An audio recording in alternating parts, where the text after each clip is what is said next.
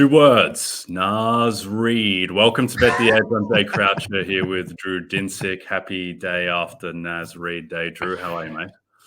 Good. I just got to hope the Boston Celtics can take a page out of the great Nas Reed's handbook and find some spine, find some intestinal fortitude, and really kind of bounce back against the gritty Heat. It was a little bit of a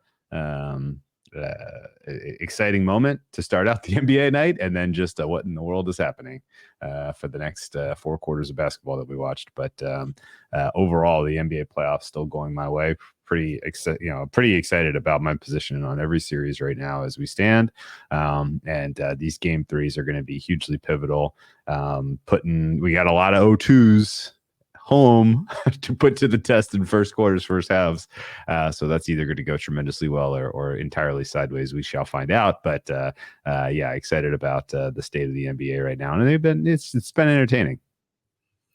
Yeah, it has been. I'm not worried about the Celtics at all. I mean, what did the Heat shoot? 23 of 40 from three? And what, Caleb Martin and Jovic and Martin and Highsmith, and then one other lesser shooter who escapes me combined to shoot 14 of 22. I think Harkes is the other guy. If you're going to shoot like 55% from three on high volume, you're just going to win the game generally. And you can say that the Celtics perhaps didn't do the greatest job guarding those guys. I know there's a lot of, stats floating out there about how those threes were open. I don't know. I think they just made a lot of shots, and I would still be stunned if the Celtics are in real trouble in this series. I still think the most likely outcome is 4-1, but a little bit shaky from Boston. But okay. So one thing to add or ask you about the made threes for the Heat. Were they lucky, or was it literally like a lack of defensive effort on the part of the Celtics closing out? Because it felt like the Celtics kind of dared them, and the Heat did it, right? There were just a lot of wide open threes, a lot of poor closeouts. Didn't understand why Porzingis's minutes were as suspect as they were, and I don't know. Like, there was no warning signs that are really shaking my confidence, sincerely, in this series for the Celtics or in the East at all, because the rest of the teams look pretty flawed as well. But it was certainly like a reminder of when they decide to no show, they do it with an exclamation point. I think maybe one issue with Boston has been, and may continue to be, that Mazzulla isn't particularly malleable, I guess, with his game plan. And that sometimes that can be a strength, where you're not panicking and you're just sticking to what, made you one of the greatest regular season teams of all time, statistically. But I do think, as someone who was on Boston last year against Miami, I was just completely rattled by the fact that, why are you chasing Duncan Robinson around screens? Why are you just switching the action? Why are you scared of Al Horford on a switch against Duncan Robinson? What? And it's just no, we're just going to do what we do. And I feel like it was almost as though they had just decided that, we are going to leave these not great shooters relatively open. But I think sometimes you just have to skew down the volume on the game plan when you have such an extreme talent advantage, that the only way you're really going to lose is if they make these open threes. And there's no one that you're really scared of off the dribble outside of maybe Tyler Hero. But it's a bit of a weird game. But at the same time, I don't think it's panic stations yet. And the thing is with this Boston team is that, it's kind of like the Eagles when they made their run to the Super Bowl a couple of years ago, where we may not really find out what this team is until the finals, with how easy this path is, where they're still obviously heavily odds on to make the finals. I don't think the Heat are ultimately going to give them that much trouble. I don't think the Cavs likely are going to give them that much trouble. And I don't think the Knicks really are going to give them that much trouble with what they've shown, if that is the matchup. Nor Philadelphia. And Milwaukee is kind of the wild card. We'll get to them. But the Celtics, they opened 7.5 in game 3 in Miami, immediately bet up to 9.5. The total is 203.5. What, do you have any bets on Saturday's game 3?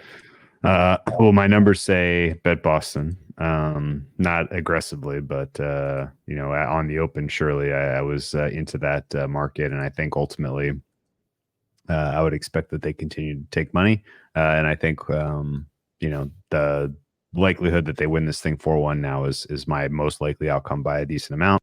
Yes, that means they're going to have to win 2 in a row here in Miami. But nothing about this Heat team specifically scares me. It's mostly just Boston's defensive effort, which we just talked about. So I'm probably going to end up laying the points here with the Celtics. And I think just in general, the Celtics team total and maybe the entire, if you're going to get similar sort of shooting, if the shooters are heating up for the Heat here, 203.5 is going to be a pretty low bar to clear if they're making some threes. So I'm probably going to get involved in that over 203 as well. Just for the record, my total is closer to 210. So actually a pretty decent edge here on the over. So definitely worth kind of monitoring that market, looking out for any kind of injury updates for particularly whatever's going on with the Celtics. But I think ultimately this is Celtics and over. Yeah, the Celtics, they're a strange, great team, and this is why the Twitter masses think they're frauds. Is that they don't have like a singular unifying one dominant aspect that they rely on in their offense, the same way that the Nuggets can just give the ball to Jokic and it just calms everything down, and you just know that you're going to likely generate elite offense out of that. They don't have Luka Doncic in a pick and roll and just the confidence of that. Like it is.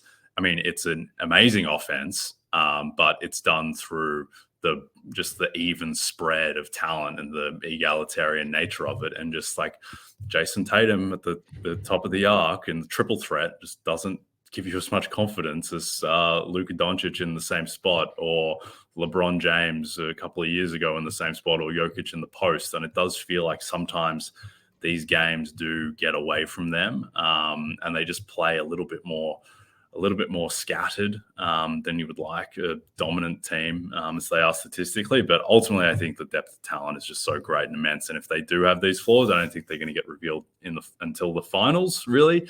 And even then, they will be favored in the finals, like I tweeted about last night, if they have full health.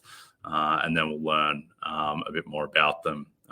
If they play Denver. Here's the thing: we may not even learn if Boston's any good. But if they don't have to play Denver, they may just roll everyone and they won't get tested. But we'll see.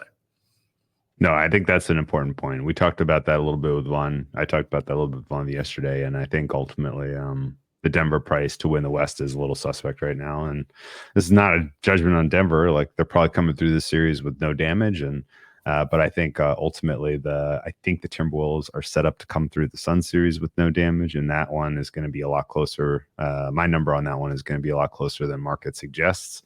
And then certainly the Thunder come through against a Mavs team that clearly has flaws, a Clippers team that's an injury risk. The next two steps for the Nuggets look a lot tougher than the market really thinks that they will be right now. And so, drawing an inexperienced Thunder team in the finals would be pretty much as good as you could draw it up if you're a Celtics backer.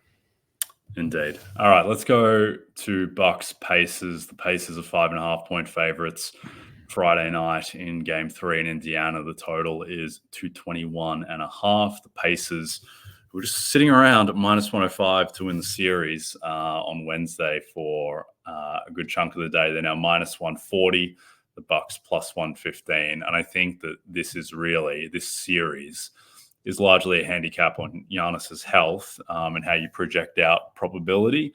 And you have to sift through a lot of the quotes and happenings around the Bucks talking about Giannis.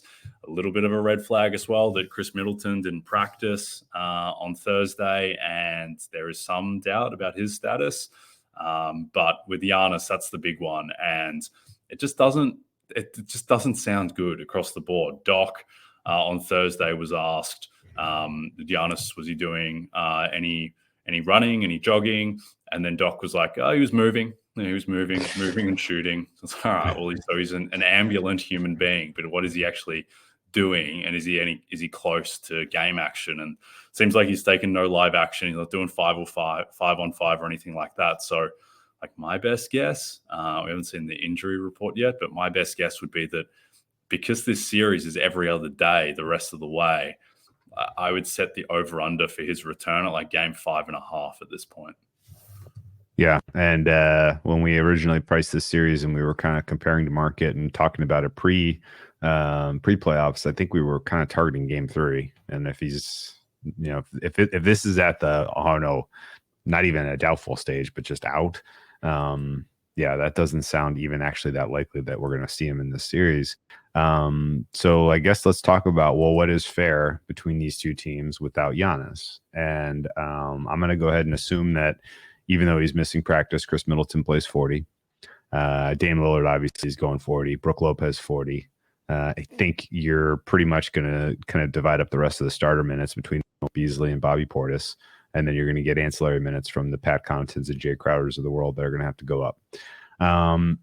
That team on paper against the current iteration of the Pacers and the way that Rick Carlisle is distributing their minutes in this series should be about a pick 'em in Indiana, in my opinion. And that is very different than the market right now. So I have some tough decisions to make about how to play both this game and the series, because my numbers are saying, even if we never see Giannis again, to bet the Bucks. And I'm not exactly sure what it is about the first 2 games that, my data is kind of telling me that this is the Bucks series to lose, even without Giannis. But I was kind of surprised when I ran my numbers in this pop this morning, because I assumed that I would just have no action, no interest in the series at all. But right now, my series fair says Bucks should be favored. And my game 3 fair says this is closer to a pick 'em than it is Pacers likely to win. Yeah, I can't quite get there on the pick 'em in Indiana. I think Indiana are a better team on neutral. Like this Bucks team without Giannis in a game that they were trying and playing to win. Like there was 6-point dogs in Orlando on the last day of the season. And there was some question around motivation, but I mean, they played everyone and everyone was available. And it was only very late when the game got out of hand where they pulled everyone. Like this Bucks team, like they have effectively three good players. And Damian Lillard isn't what he was last year. Brook Lopez isn't what he was last year. And then now Middleton, I don't think, even if you can project full minutes, I don't think you can project absolute full health if he's not practicing and he has a banged up ankle. And the team just has no depth. And I just don't think the team is that good without Giannis. And the Pacers, for all their sins, man, it's still Halliburton, Siakam, Turner. Like they're very competent. This is a clearly above 500 team in their current state. And so I think now with home court the rest of the way, like I would have Indiana pretty decisively favored in this one if Giannis can't come back. If he can come back, then it's a lot of different scales of probability of, one, what is the likelihood of when he does return? And then what percentage of himself is he? And my kind of unsubstantiated theory is that I think with this specific injury and this specific case, I think that Kevin Durant coming back early from his calf injury, I don't know if it was early, he came back from his calf injury in the finals against Toronto, and then 12 minutes into his return tore his Achilles. Like I think that kind of has to just sit with the NBA and just that fear. And I think also, I mean, the sense that like this team just hasn't clicked. Like I think it would be a little bit different if they were, neck and neck with Boston for the 1 seed all season, and they, instead of finishing like 14 games behind them or whatever it was in the end. But the fact that this team has been such a struggle, I'm not sure if that informs their decision, but ultimately I would think that they're going to be somewhat conservative. And I don't know. I would still make a favorite that we see Giannis again in the series, but I don't say that with a lot of conviction.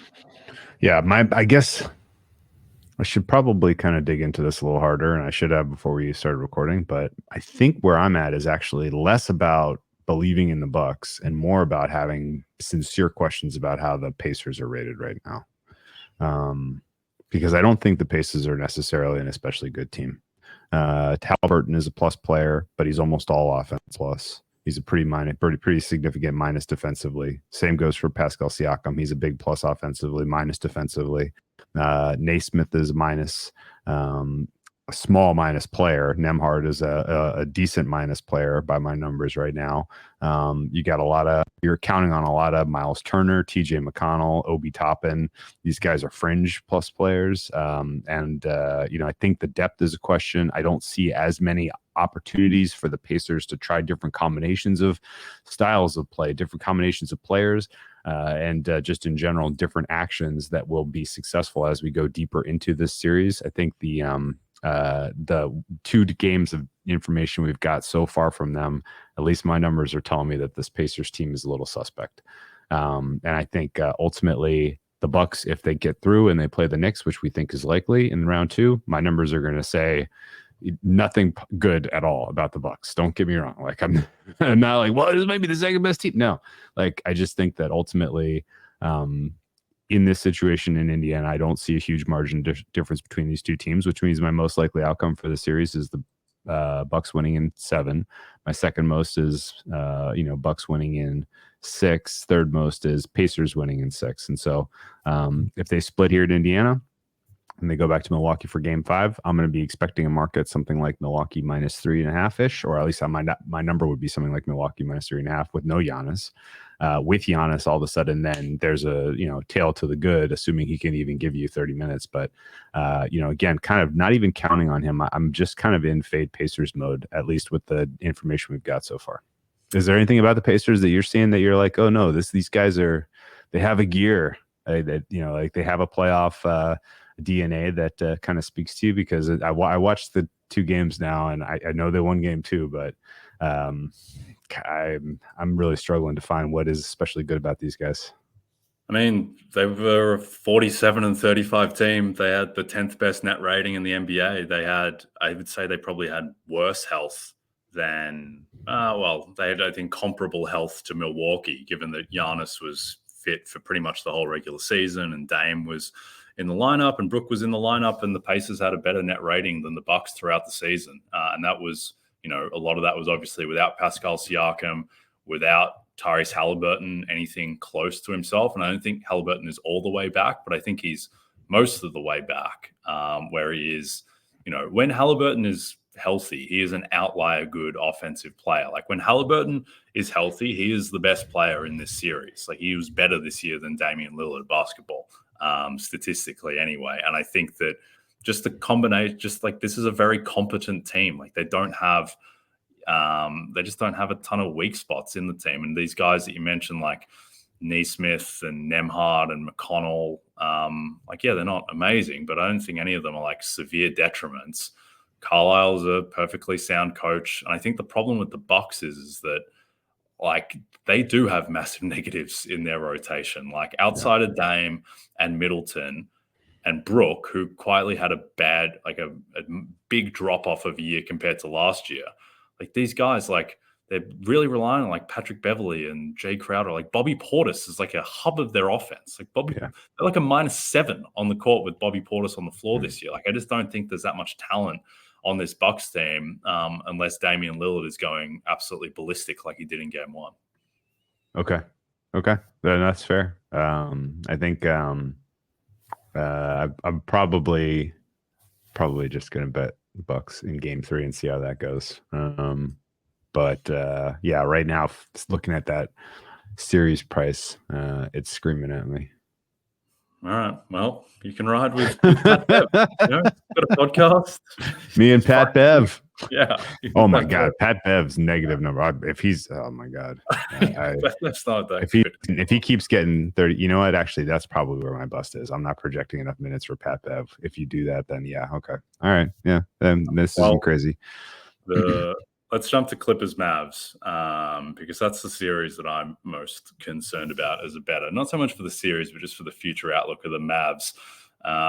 When it's not all in Mavs West, but somewhat in Mavs West when they were 17-1, 16-1, that type of range, feeling great. Coming into the playoffs, no Kawhi, got on the opposite side of the bracket to Denver. And then I watched the first 2 games of this series and we talked about it. Like I was relatively untroubled by game 1 because, the Mavs, they just didn't seem to show up in the first half and they just missed every wide open shot and the Clippers shot 50% from 3 or whatever they shot. But then game 2 happened. And again, it was just like the Mavs, they're just kind of stuck in the mud and they really need to get something more out of Daniel Gafford, out of Dante Exum, because the team at the moment is just getting by. And on the other hand, like the Clippers, like Kawhi did not look great at all in game 2. And I don't think you can project out the guy who was, for a time in the MVP conversation back in February. So I don't feel good about either of those teams. I think that ultimately the Mavs will win game 3. They're 4.5-point favorites. The total's 211.5. And I think they'll get through the series. But just seeing how these supporting characters have gone through the first 2 games, not feeling that great about them actually, toppling Denver and winning the West. Yeah, I'm actually concerned about them beating the Clippers. The Clippers were a really, really tough. I mean, that whole game was a really tough hang. 3.5 quarters of just what in the world are we doing? And then finally, Dallas kind of flipped the switch. There was some moments of, energy and enthusiasm out of Luka, and they wrestled that one, which was pretty important. Obviously, you don't want to necessarily put yourself in a 0-2 hole against a team that has Kawhi Leonard getting healthier, or getting reps and getting kind of more fit, I guess, more game reps. As currently kind of projecting forward here, I have Dallas as a smaller favorite than the market does in game 3, which is a bad sign because I'm a hair. I could get out of some Dallas right now if I wanted to, and I'm going to have, that's like kind of the decision point I'm at right now. Any reason to kind of buy into what you've seen so far from the Clippers with, Kawhi getting some reps is kind of most of my decision process right now. I think this series is almost certainly going to go 6 or 7 games. And I think, as we get deeper into the series, assuming albeit there is a high risk of re-injury for Kawhi, I think the deeper we go, the more important his role becomes. And having now come back in game 2, I think the likelihood that he's a factor deep is really what's kind of affecting my numbers here, because I rate Kawhi as one of the top 5 players in the NBA, top 5 both offense and defense, and Doncic is top 5 offense, but he's a minus defense, and I think ultimately you're right. The supporting cast needs to show up. That said, they're home in games 3 and 4. And the supporting cast typically does play better in these type of playoff situations when they are back at home. And I think that what we saw from the Mavs to close out the regular season, was it a little bit inflated in terms of rating? Absolutely. They had a lot of games in there where they were playing against teams that weren't playing for much, and or teams that just really weren't ready to get punched in the mouth with a team that was coming like the Mavs. And I think the likelihood that I came into this series pricing the Mavs too aggressively is high, because number one, I didn't think we were going to see Kawhi in game 2, and number 2, I didn't really discount any of the the numbers we had from the Mavs to close the season. And I think as we sit here now, this is probably closer to minus 120 for me for Mavericks to win the series than minus 145. That doesn't entice me to make a bet on Clippers at plus 120. But I think I'm going to be watching these games very carefully, and opportunities that, because I think the Mavs, for whatever it's worth, they play close games. Like there's other than game 7 against the Suns, I don't know that you can really point to many games where the Mavs aren't playing with their food, where it's very close call and they need things to kind of break in their favor, high leverage spots, end of game to really get the win. And so for those reasons, I think if you have like a game 3 and the Mavs are doing quite well in the first half, the comfortable lead, maybe take some shots, just plus the points, shoot for some middles on Clippers to come back and cover and get a little bit of some of my exposure off of this Mavs series right now. Because of all of the series bets that I'm currently holding, this is the one that I'm like the most sincerely concerned about. Yeah, well, I don't feel great about my Suns minus 115, but I feel great about my Mavs even money either, though, even though it has firmed. I certainly wouldn't want to give it up, but they have looked shaky. I think with the Mavs, I agree with the playing with their food thing, where they are the most infuriating team to bet on, and I think it's because just possession to possession, Luka Doncic, like his kind of visual floor is just lower than any other superstar in NBA history. Because when you have bad Luka, it's like this guy who like doesn't look very athletic, rec league Luka doesn't run, takes these like looks like lazy step back threes or these silly turnovers, doesn't get back on defense, makes kind of lazy decisions on defense. It's like, is this guy any good? Like, what is he? And then he obviously turns into Luka Doncic, the guy who's probably going to finish second or at worst third in MVP. And it's like, all right, yeah, he's actually pretty good. But when it's bad, and it was bad for stretches of game one. It was bad for stretches of game two as well. Like, he needs to be for the Mavs to win the West. Like, he's got to be a top 3 player in the league. And if he's the 8th best player in the league, then they're probably just screwed. But I think the thing with the Clippers, which has been covered a little bit, but maybe hasn't super infiltrated just kind of the discourse about this team. James Harden has fallen off a cliff. Yeah. Like, this guy is, you talk about most improved player, this least improved player, like the fall from James Harden from last year, where I thought he's a legitimate all-star, all NBA caliber player. This year, like after the all-star break, Drew, James Harden averaged 14 points a game on 38% from the field, 30% from three. The team was a negative 2.6 with him on the court. Like, he just doesn't. And I get that, like, he's still obviously a positive player because of his shooting and his passing and his ability to draw fouls. But like, if he's not getting those calls, and he got some really suspect calls in game one, the kid should have been challenging. But if he's not getting calls, he's not a good defender. He's not, I don't think, the massive liability that he's been painted to be, but he's not a plus defensively.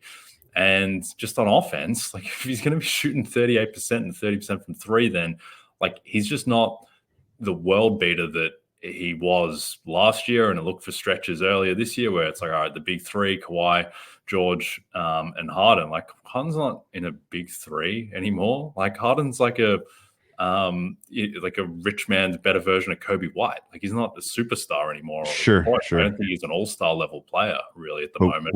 But like, what are you asking him to do, right? You're asking him to match the production of Derek Jones Jr., right? Like, I 100% agree with you. Don't get me wrong. But I still have him as basically defense neutral, not a minus, not a plus. I have pluses on all the other guys aside from Norm Powell who are getting meaningful minutes in that series. And I think actually that's where I'm kicking myself the hardest. Like, this was staring at us like this was a dead nut under every freaking game. Like, the Clippers are just good defensively when they have to be, and I think that is really still troubling the Mavericks. I guess, do you expect with the change in venue, this going back to Dallas, that you're going to see a little bit more free flowing offense for them, that the Clippers are going to have to match offense with offense? Or is this because, like, I'm starting to get the feeling that, like, game 5, game 6, game 7, like, this could get like real ugly, rough, and it's going to come down to, hey, Kawhi, make a play, hey, Luka, make a play, and like that kind of coin flippy nature of the high leverage moments, high leverage games of the series. I feel like this is going to be a sweat. I think with the Clippers, like, Harden's going to be better than Dante Exum or whoever, but like, I don't think Kawhi, it's realistic to project that he is going to be close to the level of Luka Doncic, just given his health. And George is like a wash with Kyrie. Like, Harden needs to be closer to the level of Kyrie Irving as a player, I think, in this series. And I just don't think he's there at the moment. I think the other thing, too, is I think the Mavs just have more low-hanging fruit. Like, I don't really like Jason Kidd as a coach outside of the one run that he had where they made the Western Conference Finals and they were defense really overperformed in a smart, positive way. But, like, I just don't like these rotation decisions that they're making where, like, why is there so much Maxi Kleber? Why isn't there more Dante Exum? Like, one of my pet theories or kind of concepts, I guess, is that, like, you need to go down with your best players. Like, there was a year against the Cavs where Dwayne Casey, like, Serge Ibaka for Toronto had a couple of bad games, and Dwayne Casey was like, nah, he's out. Like, we're just not going with Serge Ibaka. It's like, what do you mean? Like, you're at a talent deficit already. You need your most talented players to play well. If they're not going to play well, you're going to lose. And if you're benching them, then you're just going to lose anyway. Like, your only path to winning the series is your better players playing well. And it's the same with Dallas. It's like, why are we seeing Maxi Kleber out there? Like, just have it be Gafford and Lively. If Daniel Gafford is no good, then you're just screwed anyway. Like, you need Daniel Gafford if you're going to win the West. Like, he was a big part of why this team was so dominant. And it's the same thing with Exum. Like, I get that Exum has been shaky. Like, he's just better than Derek Jones Jr. And Tim Hardaway, who I know is hurt anyway. But, like, they need to play more Exum and Gafford. And I hope that Kidd relies a bit more on them at home where, in theory, role players a bit more comfortable at home potentially, and that they kind of pick up that low-hanging fruit. Yeah. If I drop the Mavs to a 6-man rotation and just distribute minutes between Doncic, Irving, Washington, DJJ, Exum, and Gafford, I'm feeling better. Yeah. Like I'm like my game 6, 5, 6, 7. All of a sudden, I'm feeling better. Yeah. And But Lively's good. I like Lively. Lively can get the backup center minutes. Just have okay. Gafford and Lively, one of them always on the floor, and then the other guys. And if Hardaway is healthy, then or you need a few minutes from the kind of the Jeff Green Denver rotation spot goes to Josh Green, then that's fine. But yeah, I just don't like, why is the game in the hands of Maxi Kleber? Like, it's just we're past that, I think, with Kleber. And I understand he made some big shots in game 2, but I would rather see the more talented guys and the guys who brought you to this spot. Me too. All right. Before we get to Wolves Suns, next up on the IndyCar series is Barber Motorsports Park in Alabama. The green flag waves at 1:30 p.m. Eastern, only on NBC and Peacock. All right. My new favorite team, the team of my 3 daughters, the Minnesota Timberwolves, go to Phoenix for game 3, where they are 4.5-point dogs. A lot of zigzag at work in this one. The total is 207.5. Let me just quickly talk about the zigzag, which is completely baffling to me, but must also just be accepted as real, because there is just an overwhelming weight of evidence that teams that lose in the playoffs, particularly teams that are 0-2 going home for game 3, that you just have to give a really significant bump in win probability because of that. I don't really understand it. I don't understand why it's the case. I know that there are some reasons. One, just the team plays with a bit more desperation in terms of, one, I guess, motivation and effort, and then 2, just like a super tightening of the rotation where you just go all out to win that game because you know that the series is over if you lose effectively. But it still is weird to me. Like, these guys are professional athletes. Why aren't they just competing all the time? Why isn't the other coach just going all out to win as well and just to really, end the series effectively? But has to be accepted. How do you kind of weight zigzag? Okay, so it's very real, and I think the mechanical explanation for it is team that's down 0-2. Yes, your ancillary players play better at home. The crowd support helps those guys perform better. The effort, the rotation tightening, all that is real for sure. But I think the real kind of nugget of truth in it is, if you are down 0-2, you presumably have in your back pocket some kind of last ditched adjustment that you think will, kind of help you get back in the series. And you know what that is, and your opponent does not. And your opponent, who is coming in up 2-0, they have zero incentive to change what they're doing, right? Hey, these sets worked. These plays were effective. This style of defense that we ran worked great. Like, let's run it back. Let's make, until they beat us doing what we want to do, plan A, like, just keep going, right? And so the dichotomy of the incoming team, just exactly what to expect. The team that is desperate, kind of throwing everything against the wall in terms of adjustments to catch them by surprise, to see what'll work. It kind of turns into this phenomenon, right? And what I've always kind of assumed is it is more clear in the first half because it is a surprise. And then if you have a good team and a good coach at halftime, they're going to make some adjustments to whatever this kind of unexpected changes were.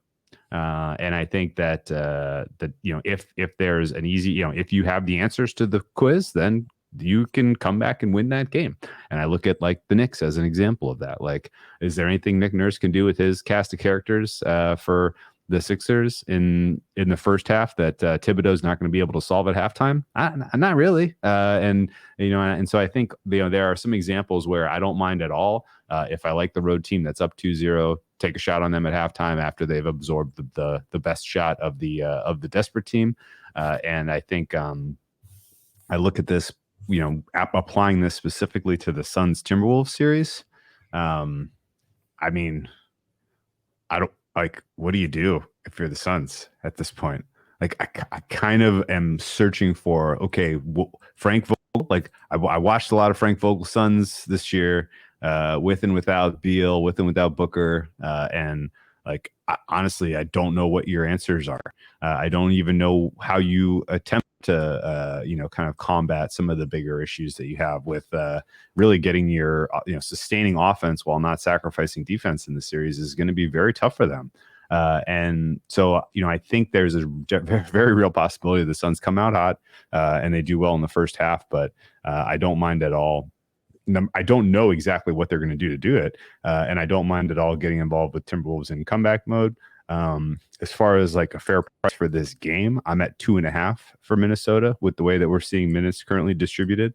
I think the biggest question is, for the Suns in this game and for this series is Grayson Allen. Right now, we do not have an official injury report. His ankle sprain looked bad to me, but it feels like they're getting players back out there with 3 days rest pretty regularly. So I think treating him as 50-50 is fine. And I think, right now I'm at about highest likelihood result here, Minnesota 4-1. I have 27% chance that we land there.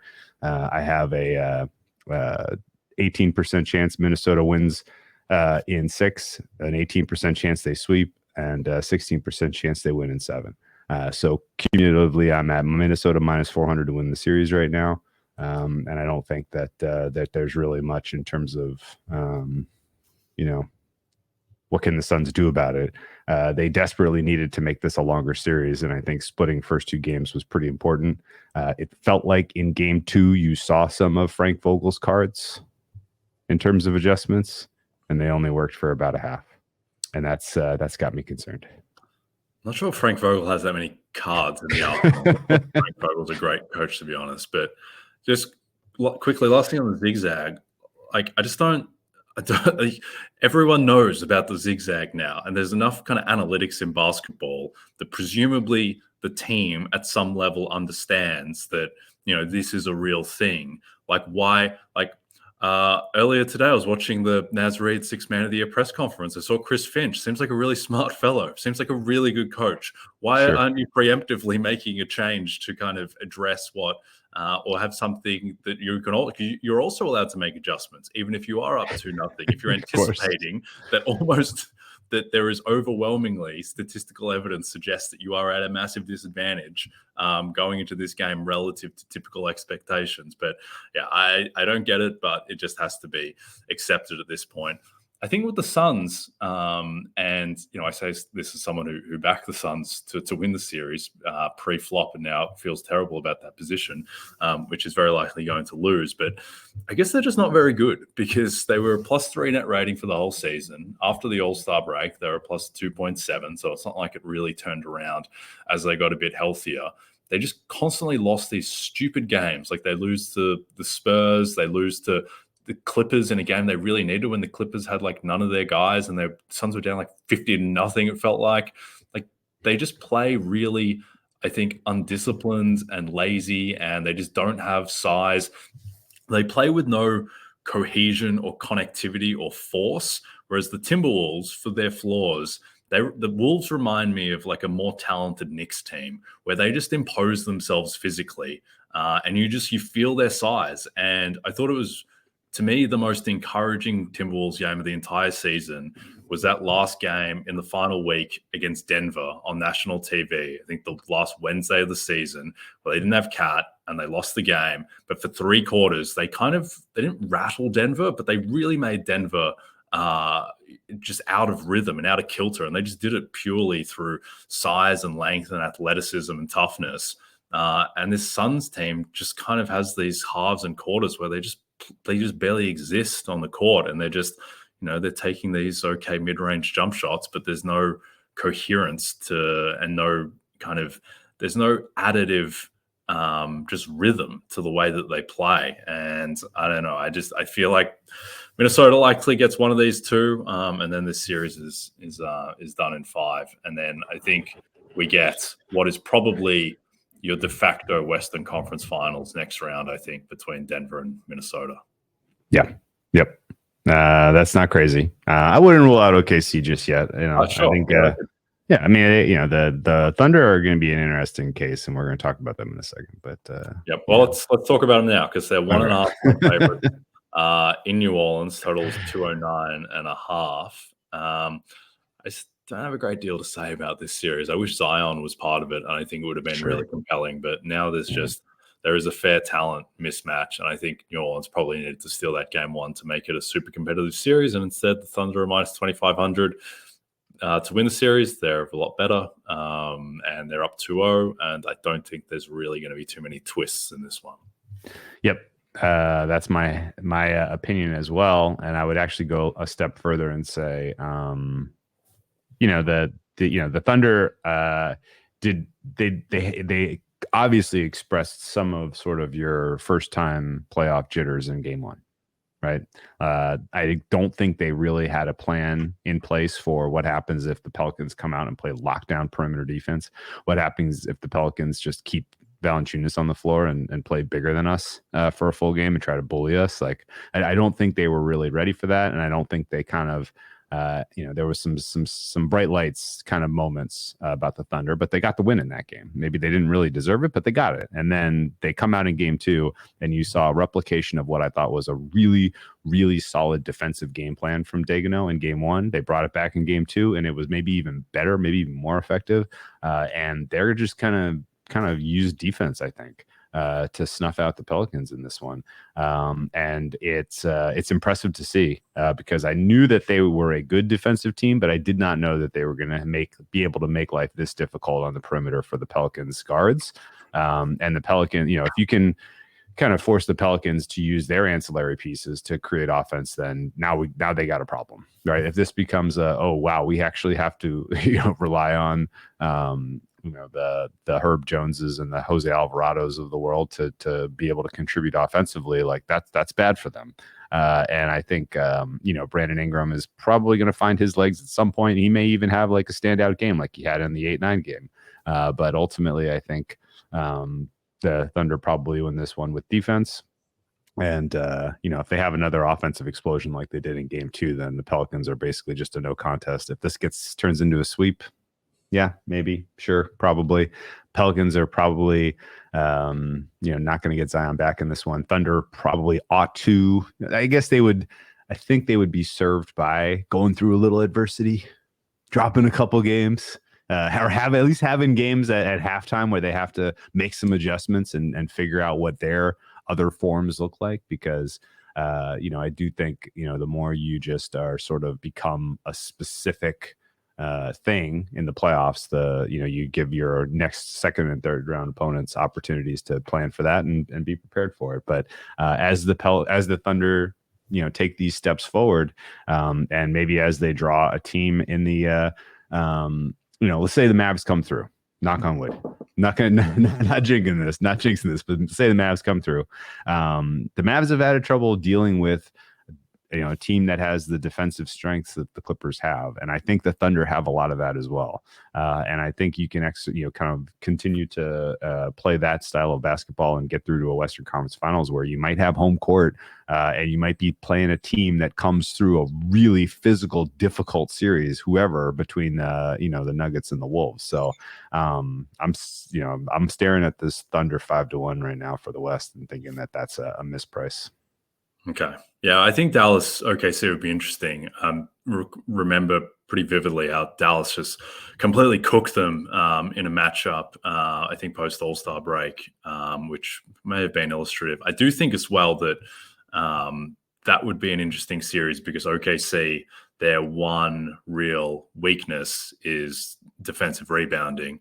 And then you have Gafford and Lively, who in theory, if the kid is going to play them, are both above 90th percentile offensive rebounders. Mm-hmm. I think the thing with OKC that maybe gets overlooked a little bit is that they just don't have any bad defenders in the rotation. Yeah. Like the worst defensive player on the team is Josh Giddey, and he's 6'8" and he's smart. And it's not like he is a massive liability defensively. Maybe he'll get exposed in the playoffs, given we haven't really seen that. But like all these other guys, like Shea and Jalen and Lou Dort, and even like Cason Wallace when he is in there. Like I think Gordon Hayward's just got to go. Like I just don't think why he does. Yeah, you don't need him. That's the big thing with that team is that the sneaky thing with the Thunder, and I think this was one benefit of Shea kind of missing time down the end of the year, is that Josh Giddey just started to play way better. Like he looked completely lost and like a liability for stretches in the early middle part of the season, but it seemed like he really kind of found himself towards the end of the year. And if he's going to actually be useful, and a positive for them, then yeah, this team, I mean, the way that Dallas is playing, I think they would be favorites in that series with home court. And then you have home court.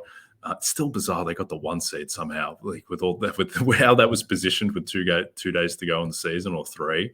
To have that San Antonio Denver game go their way and to end up in the 1 seed is incredible. But yeah, no, they are super live to get out of the West, and also just like conceptually, I always like being on the team where there is, I think, an arbitrary idea just against them, and the idea that the Thunder are just too young to win. Well, it's like that doesn't disqualify you from winning. Yeah, that means you don't have a certain level of experience that teams usually have. But if you're just like statistically the best team in the West, which they have been this season, plus 7.3 net rating, statistically they have been the best performed team in the West, and I think they're very live to get out of it. You'd still favor Denver, obviously, but I think the Thunder are very live. All right.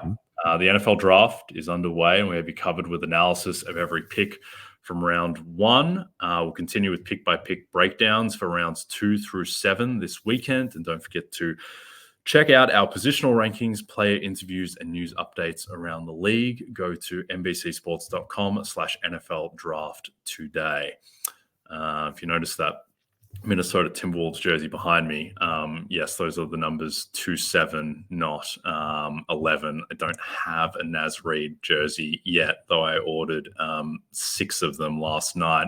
So for now, it'll have to be the other Timberwolf, the kind of less sympathetic one, Rudy Gobert, hanging on the wall. But we'll correct that as soon as DHgate gets on their bike and ships me all my Naz jerseys. All right, Conn Smythe Award, Drew. Which is often mispriced, I've found, and there will be a way into this market at some point, but just wanted to outline a few aspects of it first. Connor McDavid is the favorite at plus 650, which is an absolute poison price.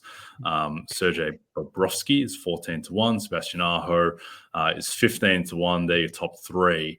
Do you have any thoughts, feelings, emotions about this market before I dive into mine? Well, as you know, I'm kind of the NHL playoff originator and boss. And I gotta tell you, Matthew Tkachuk is 20-1. Excuse me, but no, I think I'll leave you to make the case for the great Matthew Tkachuk. But yeah, the Connor McDavid price at the top is the one that stands out as the WTF price. And honestly, give a general blast to the Oilers with the WTF performance in Game 2. Yeah, just gutless. No defense, no intensity. Give up 3 goals in the first period. A couple of them just absolute laughers. So, yeah, I don't know what's going on with them. I don't know if it's just specifically because they're from Canada and Canada can't seem to win the Stanley Cup, but who knows? Whatever the case is, I think a lot of my very, very positive feelings about the Oilers went up in smoke in a very fast way against the LA Kings, who are not very good. And ultimately, I think trying to take a shot in the East makes more sense right now. Yep. Yes, and I think that the Panthers and Hurricanes are pretty well placed in the East. There is a little Dallas Mavericks to the Edmonton Oilers, where they do play with their food sometimes. What I would say for the Conn Smythe at the moment is that, so the way to price this market is to take the equity, the Stanley Cup equity of each team.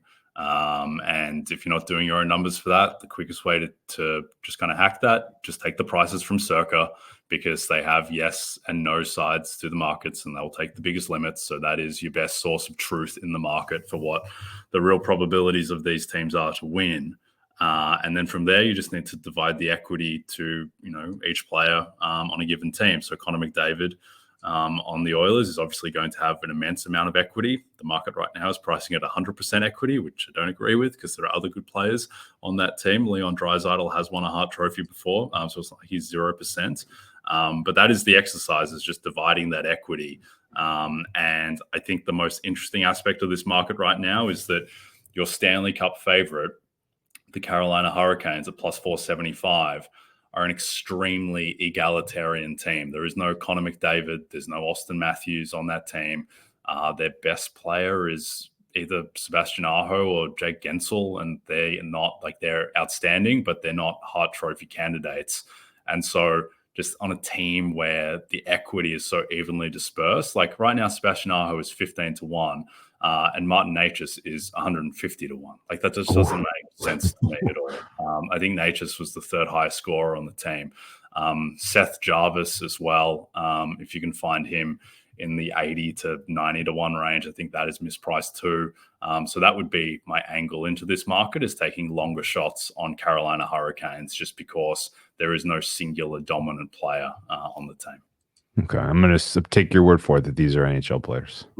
Marty Natchez. No, it's been a fun byproduct of moving to the US, has been getting a bit more involved in NHL, which there is close to zero appreciation for in Australia. Well, it's because let's be honest. If you have a love of NHL and it wasn't from growing up playing hockey, it's because you've been to hockey games and you know what an electric experience it is. And if you're from Australia, the likelihood you've been to in a hockey game is pretty low. So yes. I just think you're missing that connection to the sport, I think. Yes. No, I had to move to the US to develop an appreciation and love of Matthew Tkachuk and his exploits, and other various puck men who have made me money over the journey. Anyway, we'll check back in on the Conn Smythe market at later times. I think Sam Reinhart's price is too long relative to other Florida Panthers too, but Natchez and Jarvis would be my two looks at the moment, but we'll keep checking in on that market and the Stanley Cup playoffs. All right, don't forget to check out NBCSports.com for more information to help you with your wagers. Thanks to those watching on the NBC Sports YouTube channel. And if you're listening to us in podcast form, don't forget to rate and subscribe. Also a reminder to find all your favorite NBC Sports shows on Amazon Music. Just head to amazon.com/NBC Sports. From Jay Croucher and Drew Dinsick, we'll see you soon.